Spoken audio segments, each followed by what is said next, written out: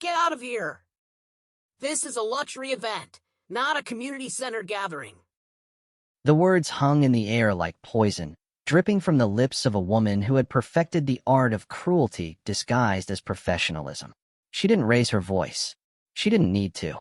Her dismissal was surgical, precise, designed to cut deep while maintaining plausible deniability. The little girl standing before her, clutching an invitation that promised belonging, felt something inside her chest crack like ice under pressure. This was supposed to be the best night of her life. It was about to become the night that changed everything. The rain had started as a whisper that evening, a gentle mist that clung to the marble steps of the Belmont Grand Hotel like silk against skin. Inside, the annual Crown Foundation Gala was already in full swing. A symphony of champagne flutes, designer gowns, and carefully curated laughter that echoed through halls lined with crystal chandeliers worth more than most people's homes. But outside those gilded doors, beneath the burgundy awning that promised shelter and belonging, stood a little girl whose entire world was about to shatter. Her name was Amara Thompson. She was 9 years old, and she was about to learn that sometimes the cruelest lessons come dressed in evening wear. Amara clutched the invitation in her small hands, the embossed lettering now slightly smudged from her nervous fingers. She'd been holding it for the past 20 minutes, ever since her grandmother's vintage sedan had pulled up to the hotel's circular driveway. The paper was thick, expensive, the kind that whispered importance with every fiber. "You are cordially invited to the Crown Foundation's annual Youth Excellence Gala," it read. "In recognition of your academic achievement and community service." She'd won it. I earned it. Her essay on building bridges in divided communities had taken first place in a citywide competition for elementary students. The prize included this invitation, a scholarship fund, and the opportunity to present her work to some of the most influential philanthropists in the state. Amara had practiced her speech 73 times. She'd counted. Her grandmother, Mrs. Lorraine Thompson, stood beside her now, one weathered hand resting gently on Amara's shoulder. At 72, Lorraine had seen enough of the world to recognize the look on the doorman's face. She'd seen it in 1965, in 1983, in 2001, and apparently, she was seeing it again in 2024. Some things, she thought bitterly, changed slower than they should. The doorman, his name tag read Bradford, stared at the invitation as if it might bite him. He was a tall man with silver hair slicked back so severely it looked painful, his tuxedo pressed to razor-sharp precision. Behind him, 2 security guards in matching black suits flanked the entrance like sentries protecting a fortress. "There must be some mistake," Bradford said, his voice dripping with the kind of politeness that wasn't polite at all. It was the tone people use when they've already decided you don't belong, but they want to seem reasonable while removing you. "No mistake," Lorraine replied, her voice steady as stone. "My granddaughter received this invitation 3 weeks ago. Her name is on your list. Amara Thompson." Bradford didn't even glance at his tablet. "Ma'am, this is a private event. The Crown Foundation Gala is invitation only, and we have very strict protocols. We have an invitation." Lorraine's grip on Amara's shoulder tightened slightly. Protective. Anchoring. "Yes, well." Bradford's eyes flickered over Amara. Her cornrows adorned with golden beads that caught the light. Her Sunday best dress that Lorraine had spent 2 weeks' grocery money on. The scuffed shoes they'd polished until they shined. His lips pressed into a thin line. "There are standards. Dress codes. This is a luxury event, not a community center gathering." The words hung in the air like poison. Amara felt something crack inside her chest. Small. Quiet. The way glass breaks underwater. She looked down at her dress. Navy blue with small white flowers. The one that had made her feel like a princess when she tried it on at the thrift store. Her grandmother had gasped when Amara stepped out of the dressing room, had pressed her hands to her heart, and said, "Baby, you look like royalty." But Bradford's eyes said she looked like anything but. The invitation specifically states that award recipients. Lorraine began, her voice rising slightly. "Ma'am, I'm going to have to ask you to step aside. You're blocking the entrance." Bradford gestured to the security guards, who stepped forward in unison. Behind them, other guests were arriving now. A couple in matching Armani, laughing about something trivial. A woman in a gown that probably cost more than Lorraine's monthly rent, her jewelry catching the light like trapped stars. They glided past the confrontation as if it were invisible, as if Amara and her grandmother were simply part of the decorative architecture. One woman, dripping in diamonds and dismissiveness, actually wrinkled her nose as she passed. Is there a problem here? A new voice cut through the tension. Sharp. Imperious. The woman who approached wore authority like a second skin. Her name was Vivian Hargrove, and she was the head of event coordination for the Belmont Grand Hotel. Her platinum blonde hair was pulled back so tightly it could have given her a headache, but her expression suggested she was already the one giving everyone else a headache. Ms. Hargrove, Bradford said, relief flooding his face. I was just explaining to these individuals that there's been some confusion about the guest list. There's no confusion, Lorraine interrupted, holding out the invitation. My granddaughter is an award recipient. Amara Thompson. She's supposed to present her essay tonight. Vivian took the invitation with 2 fingers, as if it might contaminate her. She studied it for exactly 3 seconds before handing it back. I see. And who exactly verified this invitation? The Crown Foundation sent it. The Crown Foundation sends out hundreds of invitations. That doesn't mean. Vivian paused, choosing her words with the precision of a surgeon selecting a scalpel. That doesn't mean everyone who receives one necessarily meets the caliber of guest we expect at an event of this magnitude. The world seemed to tilt slightly. Amara's vision blurred at the edges. She blinked rapidly, trying to hold back the tears that were suddenly pressing against her eyes like a dam about to break. Don't cry. Don't cry. Don't cry. My granddaughter earned this invitation, Lorraine said, and now there was steel in her voice. The kind forged in decades of fighting battles she shouldn't have had to fight. She won the essay competition. Fair and square. Her name is on your list, and we have every right to be here. Rights are wonderful in theory, Vivian replied, examining her manicured nails. But this is private property, and I reserve the right to refuse entry to anyone I deem unsuitable for our establishment standards. Unsuitable. Lorraine let the word sit between them like an accusation. Say what you really mean. The air crystallized with tension. Vivian's smile was glacial. I mean that this is a $5,000 a plate event. Our guests expect a certain environment, a certain caliber of attendee. I'm sure you understand. What I understand, Lorraine said slowly, is discrimination when I see it. That's a very serious accusation, Mrs. Thompson. Lorraine Thompson. And yes, it is serious. Just like denying a child entry to an event she was invited to, that she earned a right to attend, because you don't like the way she looks. By now, a small crowd had gathered. Other guests arriving for the gala, hotel staff, onlookers drawn by the confrontation like moths to flame. Some looked uncomfortable. Others looked annoyed, not at the injustice, but at the spectacle, at having their evening disrupted by something so unseemly. One man in a tuxedo that probably cost more than Amara's grandmother made in a month muttered to his companion. Why can't they just go? They're making a scene. Amara heard him. She heard all of it. The whispers. The judgments.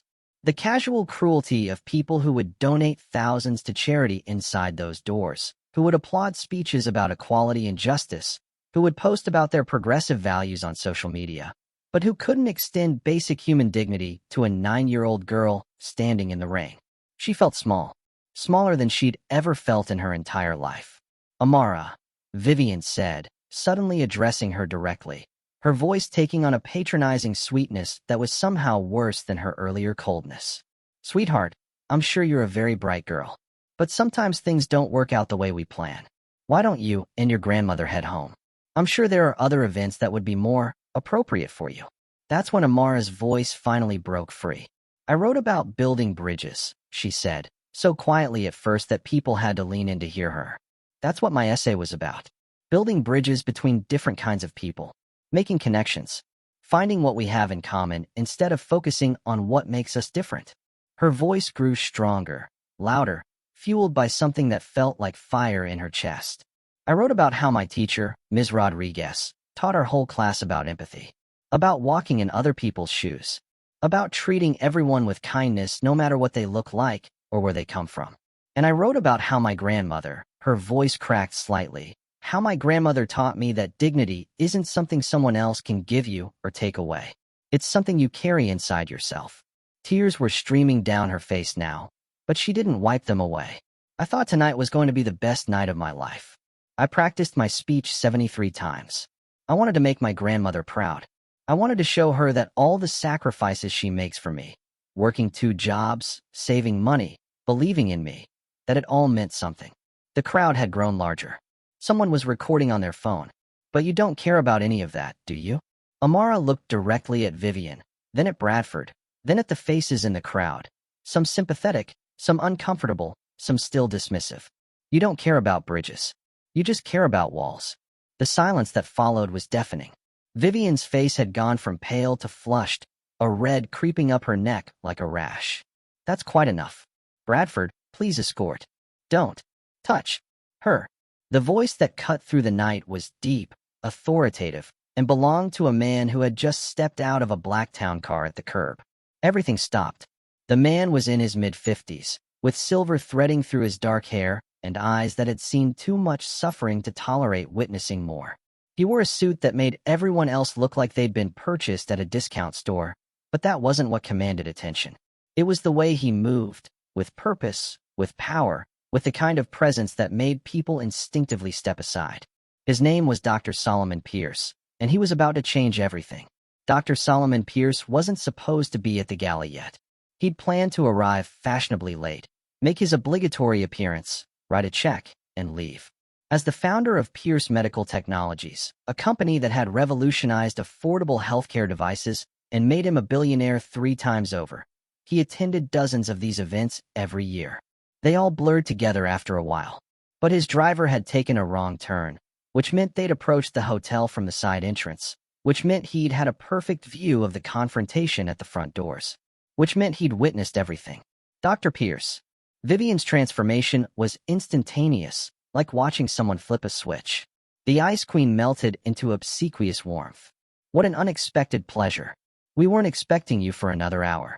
Clearly, his voice could have frozen nitrogen, which gave you plenty of time to humiliate a child in front of dozens of witnesses. Solomon strode up the steps with the kind Miss Hargrove. Solomon took a step closer. You have exactly 15 seconds, seeing himself to her, I leveled despite the rain soaking through a $1,000 dance. Amara Thompson, he asked gently. She nodded, unable to speak, tears still trickling down her cheeks. I'm Solomon Pierce, and I owe you an apology. You what? Amara's voice was barely a whisper. This foundation, the Crown Foundation, bears my late wife's name, Elizabeth Crown Pierce. She started it 20 years ago because she believed that brilliance exists everywhere, in every community, every background, every child who dares to dream despite a world that might not believe in them yet. His eyes glistened. She would be absolutely devastated to know that event in her honor, an event meant to celebrate young minds like yours, was being used to perpetuate the very discrimination she spent her life fighting against. He stood, turning to face Vivian with an expression that could have melted steel. You denied entry to my guest honor. Vivian's face cycled through several shades of white. Dr. Pierce, I assure you, this was simply a misunderstanding. A misunderstanding?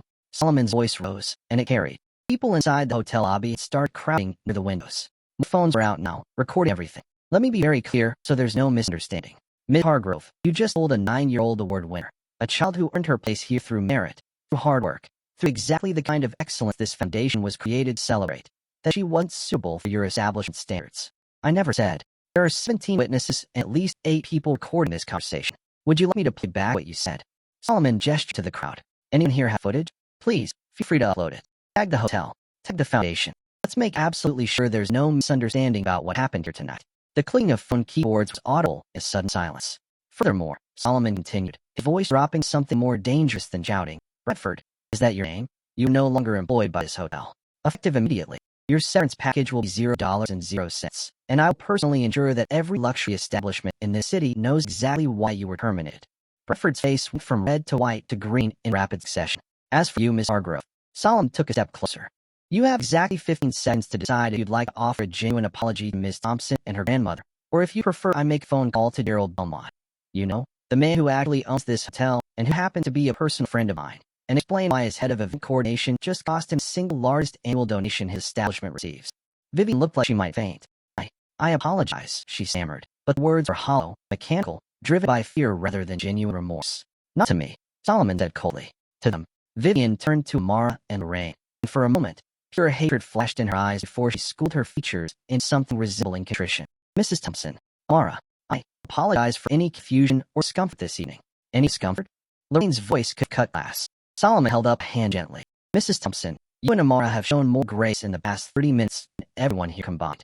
You don't owe anyone here anything. Not explanations, not forgiveness, nothing. The question I have for you is this. Do you still like to attend this gala? Because I promise you, I will personally escort you inside, and anyone who has a problem with your presence can take it up with me. He paused, looking at Amara specifically. But I will understand completely if you'd rather not spend your evening surrounded by people who showed you who they really are. Amara looked up at her grandmother, whose eyes were wet with tears she refused to let fall. And Amara looked at the crowd. Some sympathetic faces, some still uncomfortable, some probably already crafting their social media posts about what they'd witnessed. She thought about her speech, still folded in her pocket. She thought about 73 times she practiced it. She thought about everything her grandmother had taught her about dignity. And she thought about bridges. I want to do my speech, Amara said, her voice steady now strong. Not because these people deserve to hear it, but because I deserve to give it. I earned it. I'm not going to let them take that away from me. Solomon smiled with fear with pride. Then let's go build some bridges. He extended his arm to Lorraine, who took it with the bearing of a queen. Then he extended his other hand to Amara, who slipped her small fingers into a large palm. Together, the three of them walked through those doors. The crowd parted like the Red Sea. Inside, the gala was exactly as opulent as Amara had imagined, maybe more so. Crystal chandeliers cast prisms of light across marble floors. Tables draped in silk held centerpieces that probably cost more than grandmother's monthly rent. A string quartet played something classical and beautiful in the corner. But something had shifted in the atmosphere. Word had already spread through the ballroom. The videos recorded outside were already circulating on social media, already racking up views, already being shared with captions like, "You won't believe what just happened at the Crown Foundation." Looked ashamed. Some looked curious. Some still looked skeptical online. Tagged. Name. Exposed. The woman in the diamond necklace who had wrinkled her nose. Her husband's law firm was already fielding calls about her behavior. The man who'd muttered about making a scene. The company's diversity and inclusion page was being flooded with comments pointing out the irony. The revolution would indeed be televised, but more importantly, it would be uploaded, hashtagged, and shared until everyone knew exactly who had stood where a child's dignity was on the line. Dr. Pierce, checking his phone between courses, watched the wildfire spread with grim satisfaction. He also watched the room, noting who approached to apologize, who stayed distant, who looked genuinely ashamed versus who looked merely worried about optics. Finally, the moment arrived for the speeches. The executive director of the Crown Foundation, a woman named Patricia Ashworth who had spent the past hour having what looked like multiple heart attacks, took the podium with visibly shaking hands. "Ladies and gentlemen," she began, her voice amplified through the sound system. "We have come together this evening to celebrate excellence, to honor young people who represent the very best of our future, and to recommit ourselves to the founding principles of Crown Foundation." She continued, but her words felt hollow now, scripted, inadequate for the gravity of what had transpired. When she finally introduced Amara, our essay competition winner, Miss Amara Thompson, the applause was thunderous, but it felt complicated, performative, as if people were clapping not just for Amara but for their own redemption, their own ability to prove they were on the right side now that cameras were rolling.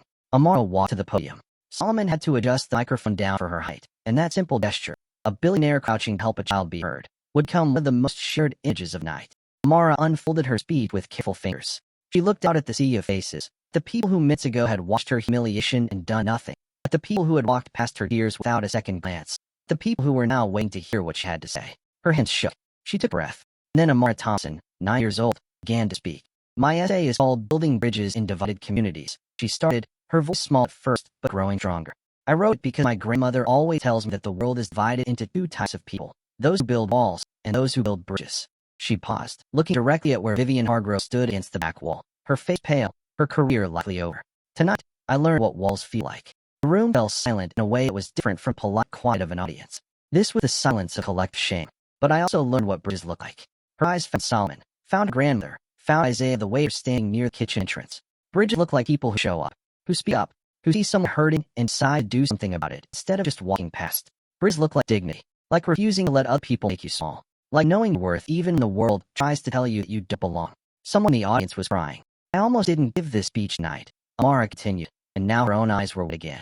"I almost let tonight take away something I earned, something I worked hard for, something that was mine. My grandmother taught me that dignity isn't something someone else can give you or take away. It's something you carry inside yourself." She was quoting what she'd said outside, but hearing it again, in her own voice, in her own power, hit differently. "So I'm standing here because I chose to build a bridge. Even after tonight. Even after everything. Because that's what bridge builders do. They show up anyway. They speak anyway. They keep building anyway." The applause when she finished wasn't just loud. It was seismic. People rose to their feet. Some were genuinely moved. Others were desperate to be seen showing support now, to be on record as having celebrated her. Amara didn't smile. She'd said what she came to say. She'd given her speech. She'd taken back what was hers. But as she walked back to her seat, As Solomon pulled out her chair again and her grandmother squeezed her hand, Amara felt something else building beneath the surface of this moment. Because the night wasn't over. Not even close.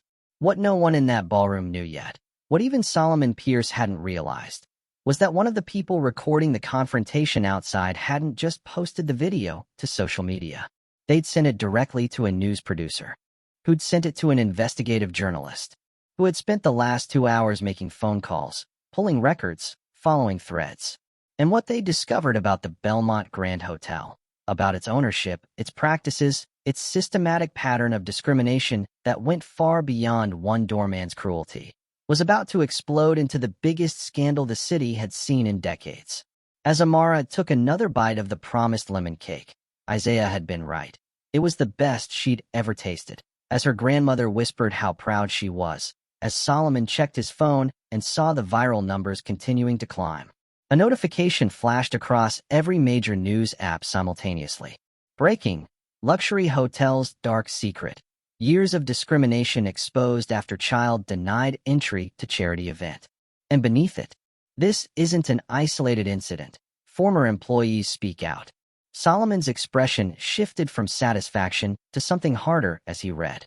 Lorraine's grip on her purse tightened as her own phone buzzed with news alerts.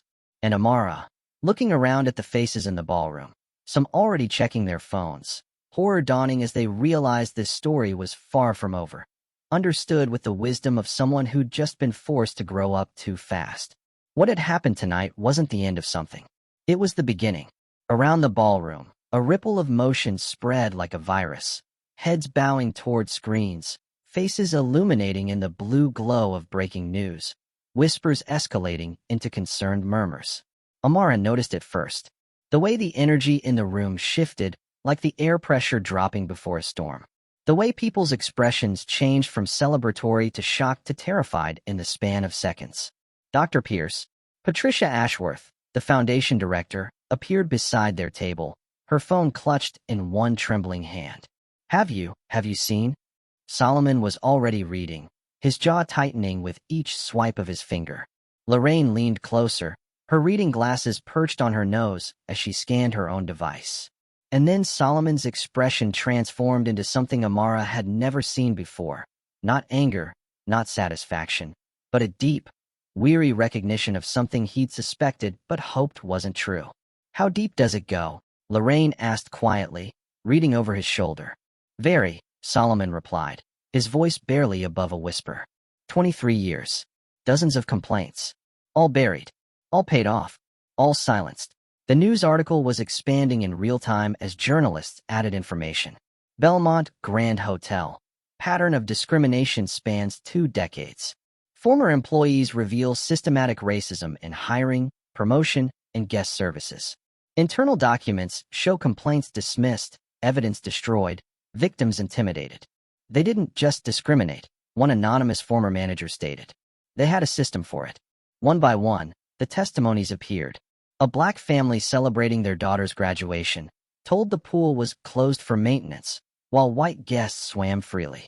A Latino wedding party charged additional security fees that white parties never saw on their invoices. An Asian business executive, repeatedly confused with hotel staff despite wearing a designer suit and carrying a briefcase. A disabled veteran told the accessible suite was unavailable despite it being empty, because they didn't want that kind of guest visible to other patrons. Staff members of color, passed over for promotions they'd earned, given the worst shifts, punished for infractions white employees committed without consequence. And at the center of it all, Vivian Hargrove. Not just complicit. Architect. The system had a designer, and she'd been building it for over a decade. The ballroom had descended into chaos. People were leaving, not casually, but urgently, as if the building itself might contaminate them. Board members huddled in corners, lawyers already on speed dial.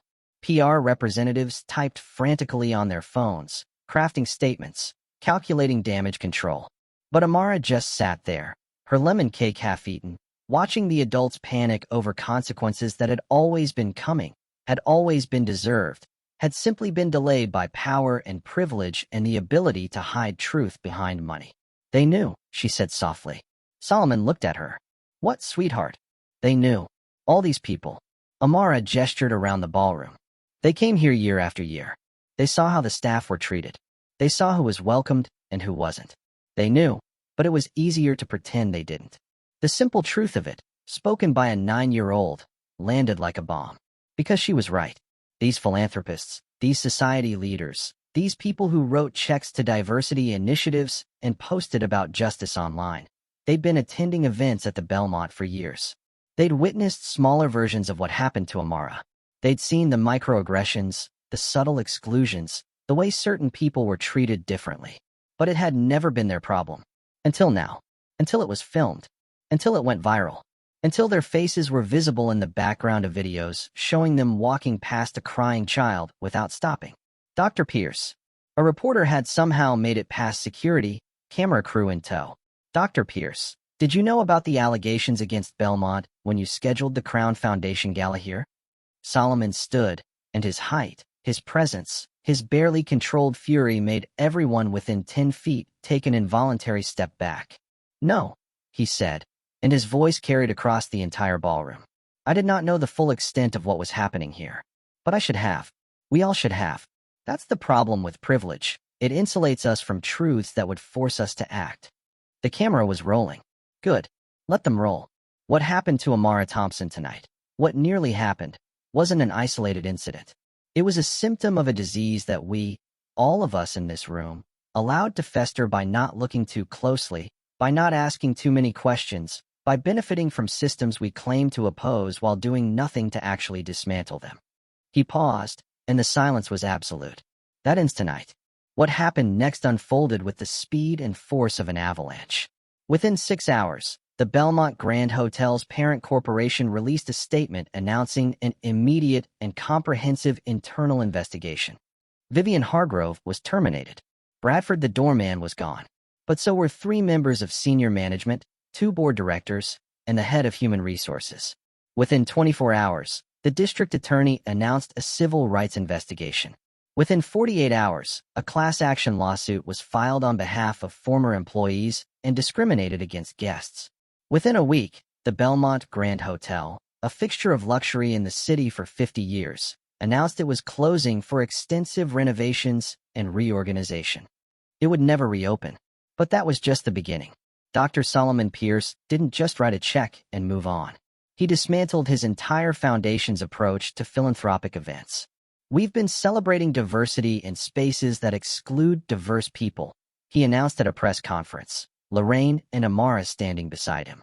We've been giving awards for inclusion while hosting them in establishments built on exclusion.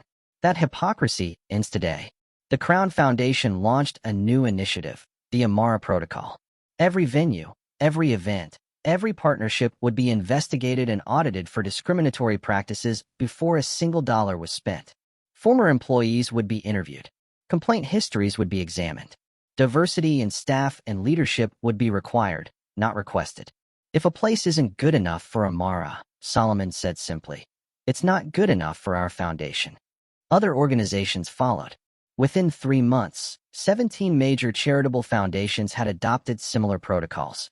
Within 6 months, luxury establishments across the country were scrambling to demonstrate they had genuine, measurable diversity initiatives, not because it was right, but because exclusion now carried consequences.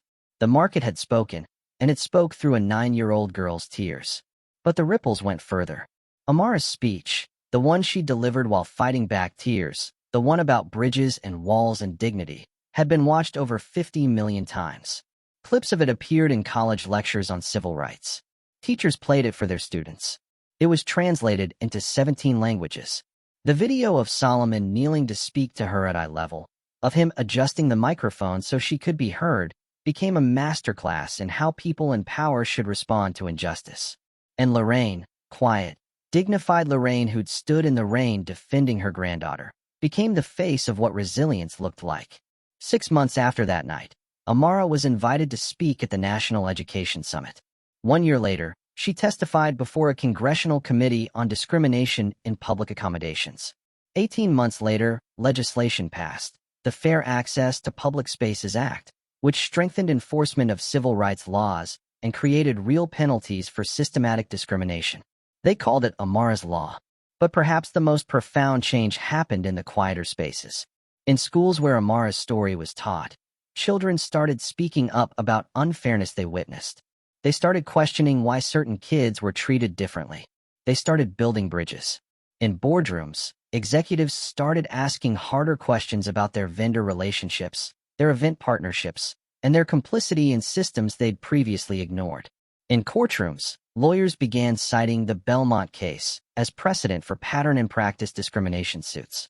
And in living rooms across the world, parents sat down with their children and had conversations about dignity, about standing up, about what to do when you witness injustice.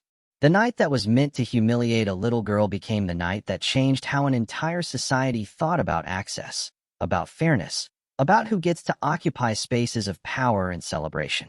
But more than that, it became a reminder that transformation doesn't always come from the top down.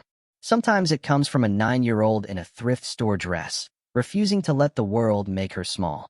2 years after that night, the Crown Foundation held its annual gala again.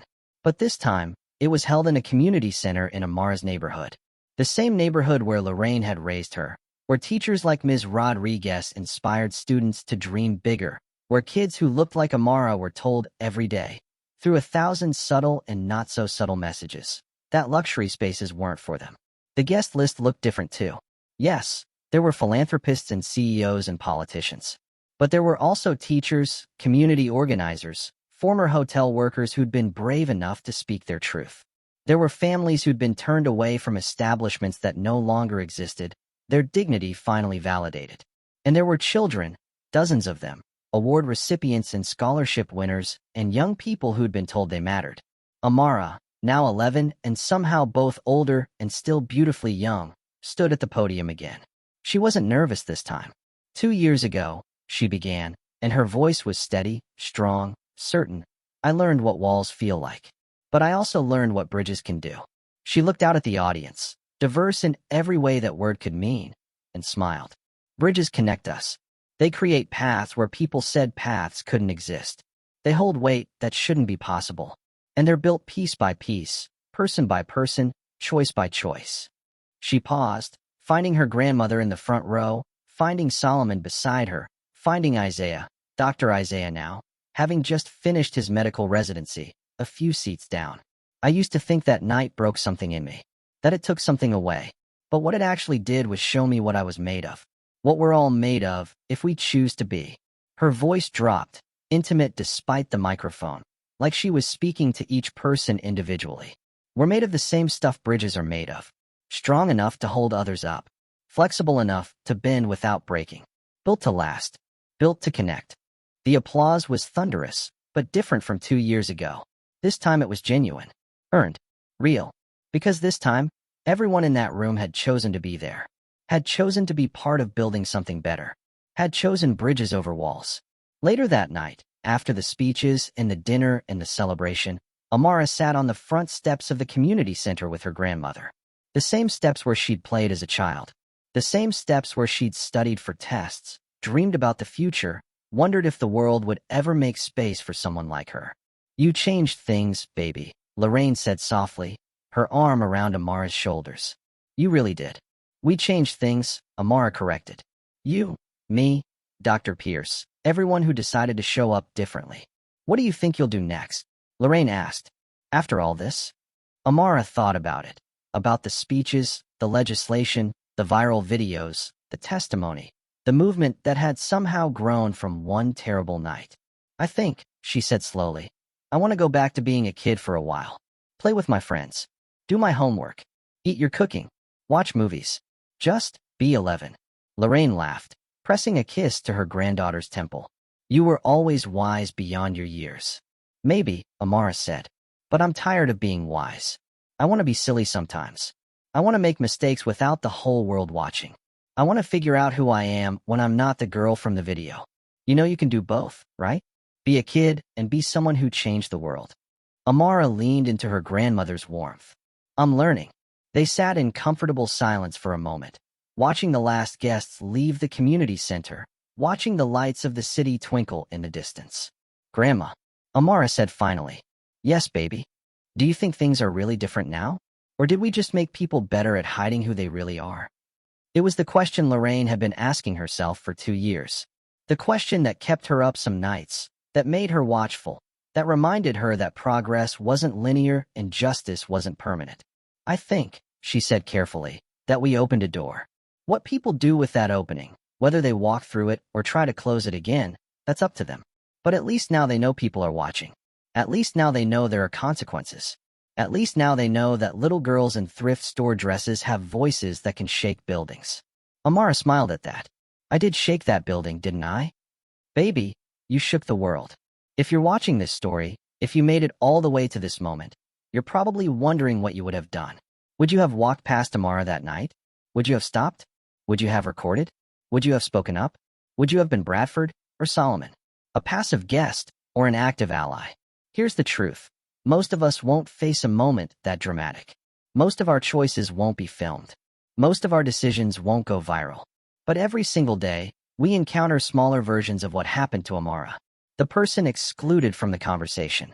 The colleague passed over for promotion. The child is treated differently because of how they look. The subtle cruelty that everyone pretends not to notice.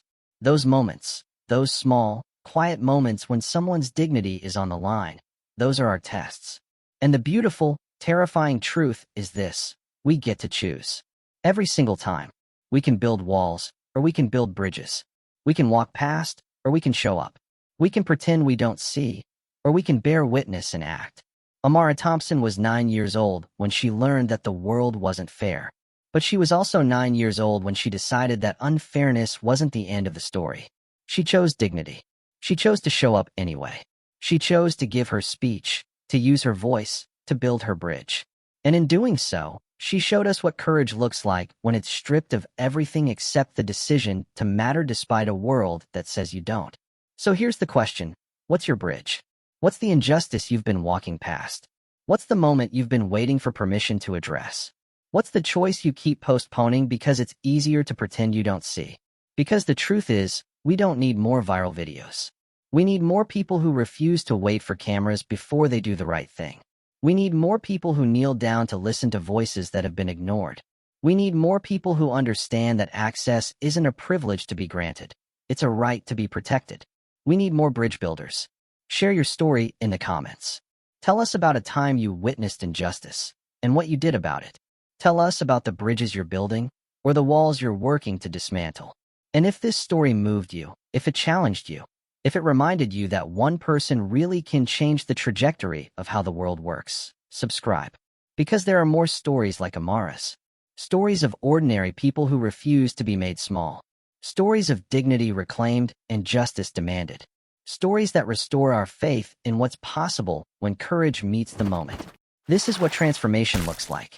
Not perfect, not painless, not permanent, but it is possible. Always, always possible.